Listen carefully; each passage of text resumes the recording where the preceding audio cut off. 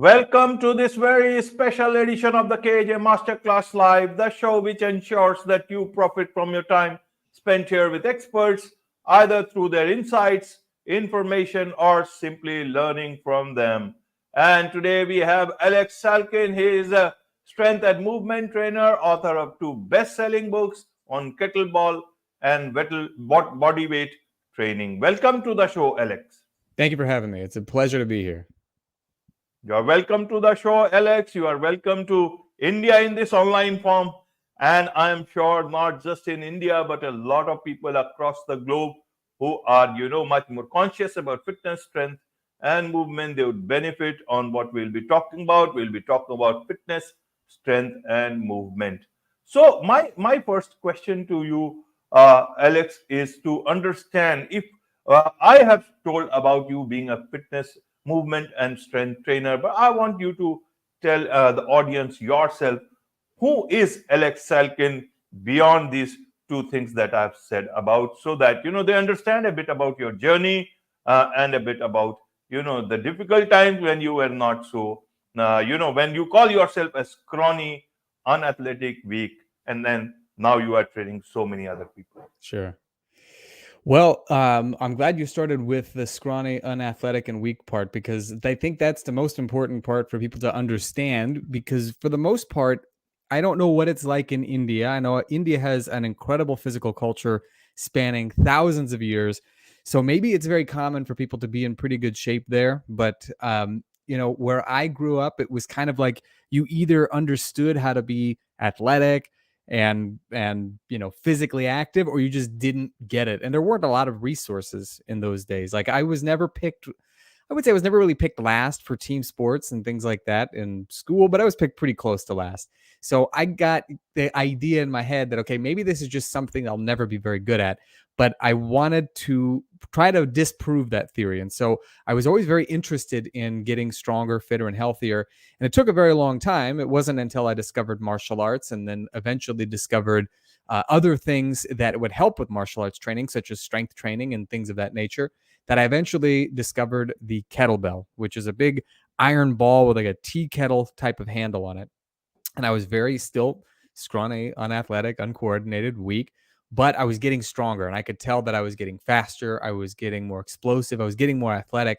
And so I really wanted to dive into it. And so as my journey went on, one of the things that I discovered was that I had carved out a pretty good and replicatable path, meaning that I could show other people, here's what I did, and help them to walk down that same road. Because for most people, they come to a fork in the road, or they come to some sort of a blockage, and they think, well, this is the end of the road. I can't go any further. And so what my goal has been to do is to show them, here's how you go around it. Here's how you go over it. Here's how you go through it when necessary. And all of that has been very, very valuable for me, because it's also taught me how to better lead other people. So all of that to say, my early unathletic days were the sort of a thing that were the catalyst for me to be able to figure out how to help bring other people to me. So, or to where I had gone. And so to use an analogy, let's say from Buddhism, I think I'm getting this correct. I'm no expert on Buddhism, but there's a belief that once you become a Buddha and you reach nirvana, you then have the option to bring other people with you, to go back into the world and try to bring people with you. And far be it from me to try to, liken myself to being so enlightened that I'm a Buddha. But nevertheless, I had gotten further down the path, and I wanted to go back to where I started so that I could bring other people with me. And that is what I do to this very day. Wonderful, wonderful. I like the way you put it, Aleks, and I'm sure this is such a noble thing. A lot of people, cross the difficult times, and then they never come back to look at other people. And this is such a good thing. But I want to understand, in terms of people who are non-athletic or weak, as they may call themselves, or scrawny as they may call themselves. You went for kettlebell. Is it because your friends invited you for it one fine morning, so you went for it? Or is it because later on you could have changed it, but you stuck with that, and then you wrote book also on that? So I want to understand, why kettlebell? Also, how people can look at kettlebell in that way that you find it so interesting, Hmm. and how do they look at things which is good for them? Because a lot of people who want to build muscles and much more stronger and much more impressive physique, they would like to go for a much more dense looking sort of a exercise, and which Hmm. makes them like big gym and all that. I want to understand. I'm not much of a gym going person, so I don't know the technicalities of it, but I saw the kettlebell image today itself, and a video to understand what this looks like. Hmm. And I could say that yes, a lot of people use it, but it is different than what they show those big equipments in gym. So I want to understand a bit about kettlebell. Why did you stick to it? Who is it good for? And how to make the best use of this thing called kettlebell? Well, you asked if a friend introduced me to it one fine morning. You're very close. It was one fine afternoon, and I had a friend in university who was always talking about kettlebells, and he was always like, "Oh, they're so awesome, so much fun." And he eventually called me over to his house to try out a workout. And I wasn't really interested in them, but I thought, okay, well, I'll give it a shot. And the reason I stuck with it was because it really felt like it resonated with me much more than what I was doing up to that point. So I previously, maybe about a year before, maybe a year and a half, I started doing Muay Thai, which is Thai kickboxing. And I was just doing some basic bodybuilding stuff. And the gym they had there, like, you know, well, anything that most men would do, like 6 different types of chest presses and like 10 different types of curls for the arms. You gotta look good. And I thought, okay, maybe this is just what I need to do. But it never really. I did it because I felt like I had a duty to do it, not because I really enjoyed it. But when my friend Drew introduced me to the kettlebell, something about it clicked. It was like, okay, this is what training is supposed to be. I'm using my entire body. I'm using my legs. I'm using my back. I'm moving explosively. I'm doing these movements that involve more than just one muscle group. And there was something about it that I would say, and this is the important part for people to take away from this, is that it felt more natural. Now, I don't want anyone to think that I'm saying that bodybuilding is not good or that it's not natural. I think it's great. But I think a lot of people feel that they have to start there, and they don't necessarily need to start there. They need to start with something that resonates with them. And that's even if it's not kettlebell. So let's say you find something, let's say it's yoga, maybe it is bike riding, it could be any number of things. But for people who are not yet fit or they're not yet in a regular routine, the really important thing that they need to do is find something that they can't wait to do, like they actually really enjoy doing. And then what ends up happening is you'll find that you'll get to a point where you're like, okay, I'm still enjoying it, but I can tell I have some gaps I need to fill. Maybe I need to improve my flexibility. Maybe I need to improve my stamina. Maybe I need to build some muscle. And so from there, you'll be much more comfortable looking into new directions to try to find the next thing that you need to do to help you get better at what you're currently doing. So I mean, that's what happened for me. I discovered Muay Thai. I really enjoyed it. And I realized, okay, if I want to be able to punch and kick and knee and elbow and all this other stuff, I'm going to need to be stronger. So I need to lift weights. So that was the next thing that I needed to do. And then I thought, okay, well, I'm doing what I think I'm supposed to be doing, but maybe I should look elsewhere. And I found the kettlebell, and I found that the kettlebell really, really helped me. And from there, I also added calisthenics, or basic body weight training. And the really important thing I can tell people right out of the gate is that if you want to get started down your path, you can't try to make somebody else's path yours. You've got to choose the right one for you. Along the way, I have crossed a lot of other paths that other people have gone down. I mentioned bodybuilding. I still do some elements of bodybuilding in my training. I find it beneficial. It's not the main thing that I do, but it helps what I do. And for other people, it might be as simple as going for a walk, like I said, or maybe it's you have a treadmill at home and you just walk on the treadmill if you don't want to go to the gym, or you go hiking, or you go rock climbing. So the most important thing is that we live in a world now where there's less and less need to move every day. Most people aren't really living on farms to the same degree that they used to. They don't have hard factory jobs the way they used to. These jobs still exist, but they're not the majority of the physical activity that people are getting. And more, we live a very sedentary life, and the prospect of moving at all is something that kind of scares people because it's just something they're not used to.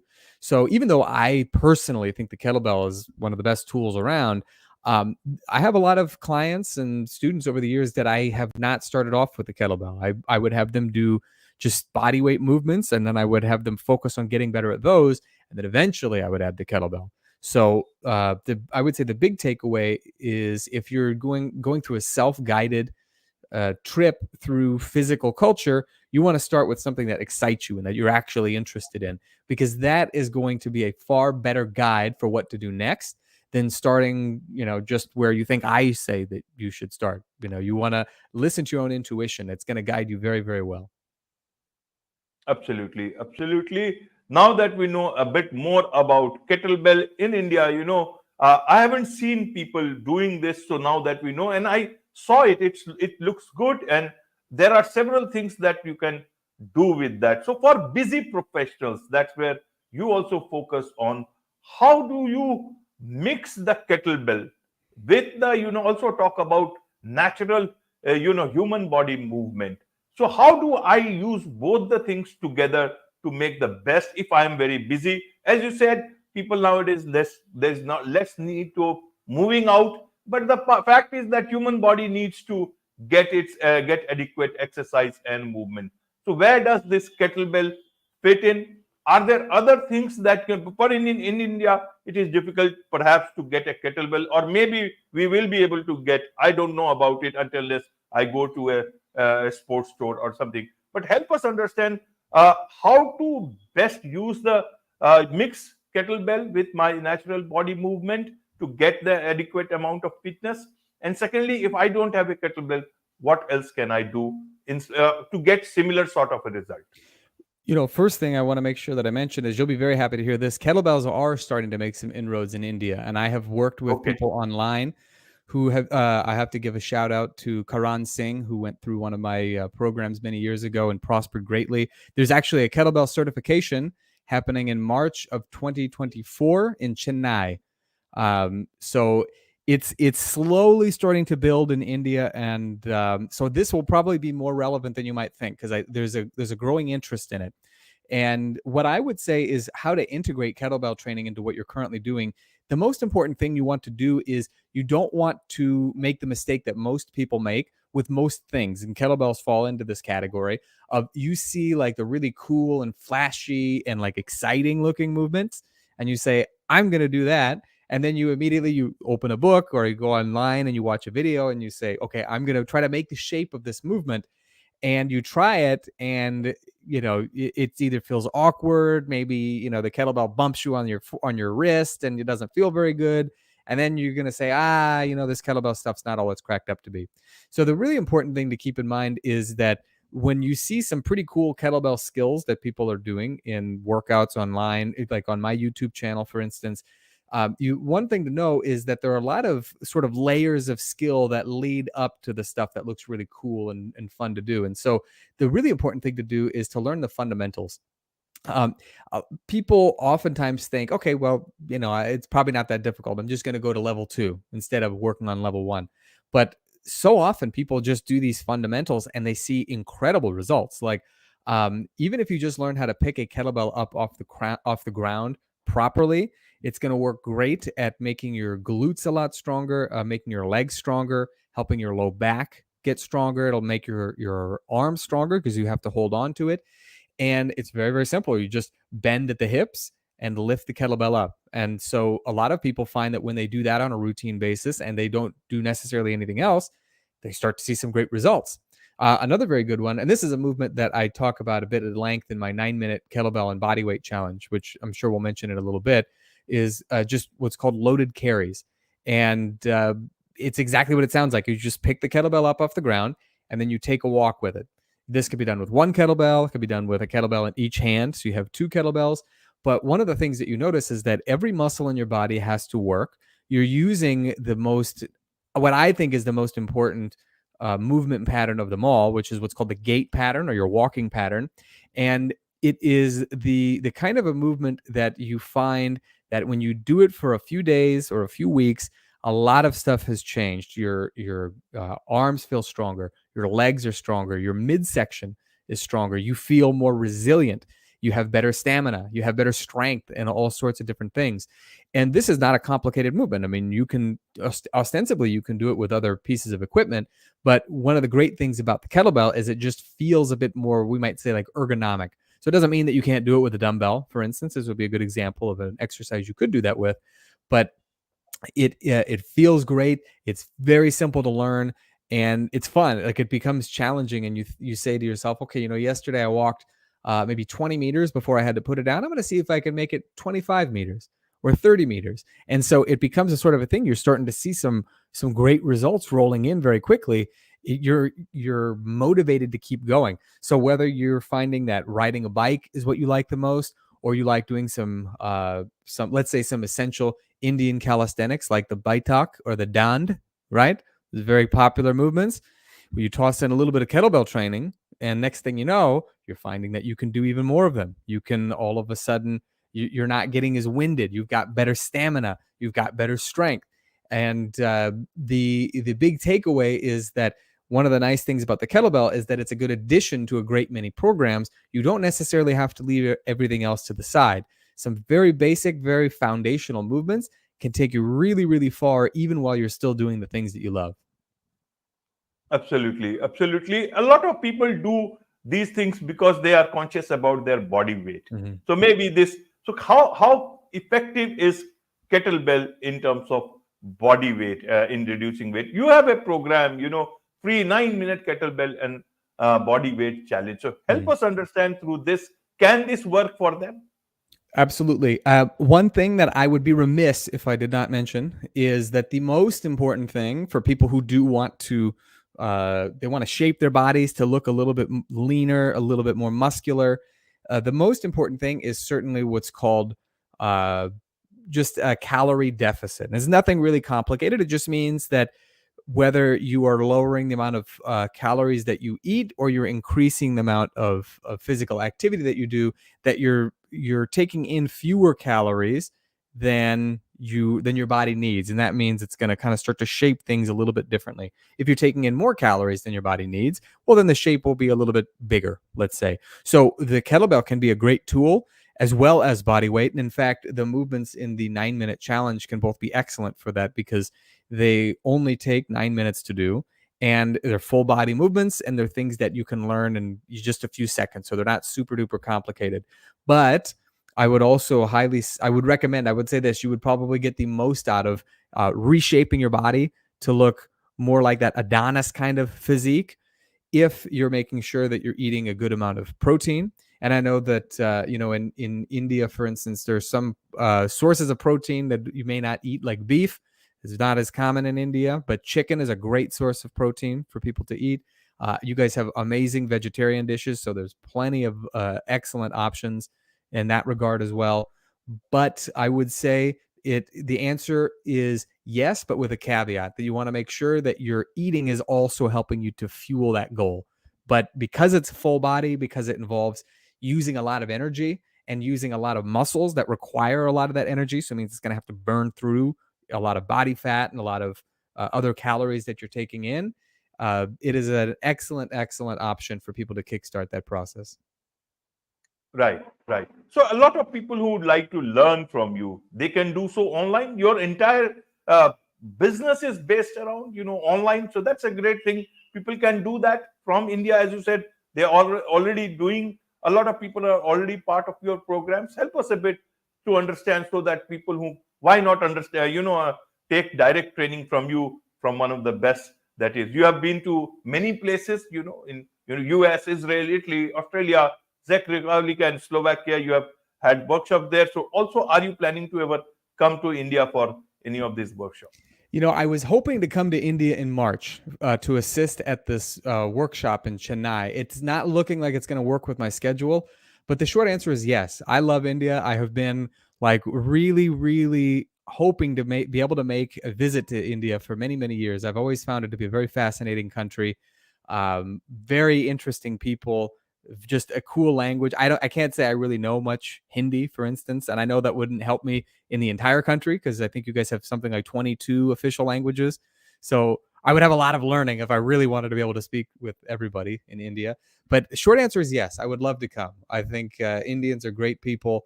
They are just obsessed with learning and becoming better and getting stronger. And I think it's especially cool that they're rediscovering the physical culture that they gave to the rest of the world. And I hope that if I can't make it in March, that I will be able to make it at some other point this year, and that I'll be able to experience that great country and great civilization. I think you had another question in there, and I forgot. Oh, Yeah, yeah, about being yeah. online. Yes, Firstly, even if you know only English, Indians can communicate. A lot of people know English.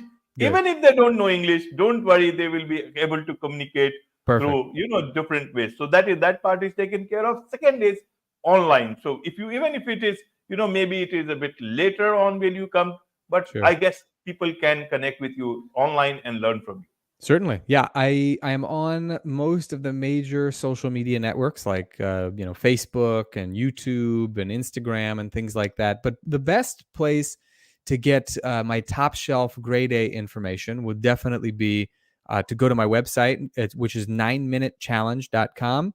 And if you go there, there is an opportunity for you to get my 9-minute challenge. It's free. You'll see the prompt there.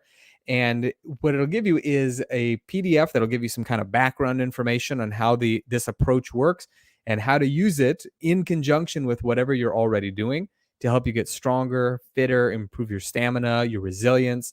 And some people use it as a standalone exercise program because maybe they're very busy. They've only got 9-10 minutes to put in their training. And other people will use it as a part of their training in addition to the other things that they're doing. So there's a little something for everybody. But I think what people will find is that it's a good introduction to my approach to training, which is essentially to use these simple and very fundamental tools and move the body the way that it was made to move in order to do the things that we want to be able to do. So whether that's to be better at sport, whether that is to improve how strong we are just because it's fun, whether that is to keep up with our kids or grandkids, or to become more competitive in some other way. That is the approach that I take. Very old school, very simple types of exercises, but very impactful as well. And you don't need a gym for it. No crazy equipment other than kettlebells and maybe a pull-up bar. Right, right. Now, in terms of, you have written a couple of books, Alex. So, people who, as you said, Indians are fond of learning and knowing more. So, a lot of people would be wanting to know about your books so that, they can learn from those as well. Tell us a bit about your books so that people who want to get those books can get. You got it. Well, the first one, I would say if you were somewhat new to strength training and you really like the idea of kettlebells and body weight and natural human movements together, it took me years in some ways to figure out a lot of this material, not just how to perform the movements. That usually comes a little bit more quickly, but then how to integrate it. There wasn't a whole lot of material on how to do that. I had to do a lot of experimenting, and I've distilled it down into this book. It's called the No B.S. Kettlebell and Bodyweight Kickstart. And it is a pretty quick read, as you can see here. It's available in paperback, but you can also get it on Kindle. And essentially what I do is I walk you through the most essential and most fundamental movements in those three categories: kettlebell training, traditional calisthenics training, and then natural human movement, which I would qualify as stuff that like you would see babies do, like your sons or daughters as they're growing up. Deep breathing, being able to move their head and control their head, rolling on the ground, rocking back and forth, crawling. These are all movements that I learned within the system called Original Strength, which I did not originate, but I'm an instructor with that organization. And I found it to be indispensable. It's like the glue that holds these two bricks together of kettlebells and body weight. And I keep it lighthearted. I try to keep it entertaining and fun, so it doesn't read like a textbook. As you can see just from the cover itself, it's very much meant to be like a lighthearted, like a fun kind of a read, but you're going to come away with it understanding better how to get stronger, fitter, and healthier. And of course, there's a program in it as well. And if you are already familiar with kettlebells, and I wouldn't suggest you get this next book unless you really do understand kettlebell training and you're maybe at an intermediate level. I wrote another book that came out this year called Tamers of the Lost Ark, and it is all about how to better control the movements of what are called the ballistic kettlebell lifts. So ballistic just means that it's done very quickly. So the kind of things that you see in the videos where people are lifting the kettlebells very quickly, the path that the bell goes through is what's called an arc. And so the process of making sure that you control the movement or control the bell through its path and the different exercises is called taming the arc. But it's a little challenging to do for some people. So I include some drills and some insights on how to make it easier so that you can really shorten the learning curves. You can learn a lot in a very short amount of time. So that is a more of a niche book. And I would say if you want a more general focus, then the No B.S. Kettlebell and Bodyweight Kickstart would be a great place to start. And that is supposed to be me, kind of like a comic book version of me on the cover. I'm not that muscular, but I'm working on it. So everybody else will be able to start working on that as well once they get the book. Absolutely. Absolutely. I can tell you for sure, whatever you think of yourself, you are no more scrawny, you are no more unathletic, you are weak, you are not no longer weak, you are very, very strong. And a lot of people who desire to have a physique like you to get to the shape that you are in. So a lot of people who want to, be in touch with you, learn from you directly, what is the best way for them to connect with you? Definitely the website, I would say, 9minutechallenge.com. But if you do come across me on social media pages, you can always leave a comment. You can always send me a message. Sometimes I get a lot of them, and periodically I will miss them. So if I don't respond, it's nothing personal. It just, like I said, a lot of the comments start to build up, so I don't always catch them. But the 9minutechallenge.com, that's the better way to stay in touch with me. And it's easier. We'll say the pathway is less cluttered for the most part. So that would be what I would suggest, 9minutechallenge.com. Wonderful, wonderful. With this, it's a wrap on this very special edition of the KAJ Masterclass Live. Thank you so much indeed for joining us. Thank you very much, and Fir milenge. Fir milenge, definitely.